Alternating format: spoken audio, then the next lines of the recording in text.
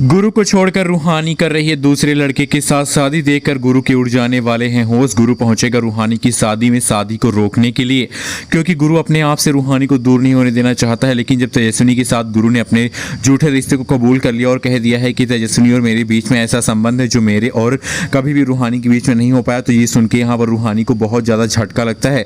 रूहानी अब यहाँ पर पेपर में ये न्यूज़ छपवा देती है कि भाई वो दूसरी शादी करने जा रही है। और जब गुरु को इस न्यूज़ के बारे में पता चलता, वो पढ़ता है, तब वो पहुंचता रूहानी के पास और कहता है कंपाउंडर ये तुम क्या कह रही हो, तुम दूसरी शादी नहीं कर सकती हो। रूहानी कहती है क्यों, आपकी शादी होने से पहले मैं दूसरी शादी करके रहूंगी, क्योंकि आप भी तो मुझे छोड़कर मेरे इस रिश्ते को छोड़कर जा रहे हैं।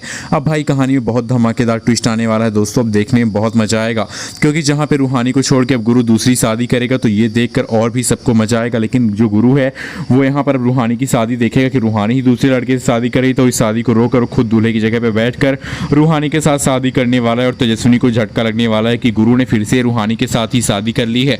और ये खबर मिलते ही तेजस्विनी के होश उड़ जाएंगे। तेजस्विनी की यहाँ पर सारी सच्चाई सबके सामने लाने के लिए भी यहाँ पर गुरु जो है वो यहाँ पर झूठ बोलता है और कहता है कि भाई जो तेजस्वी है और मेरे उसके बीच में कोई ऐसा रिश्ता बन गया है और इसलिए अब हम दोनों की शादी करनी ही पड़ेगी। और भाई यहाँ पर तेजस्विनी की शादी गुरु के साथ होगी।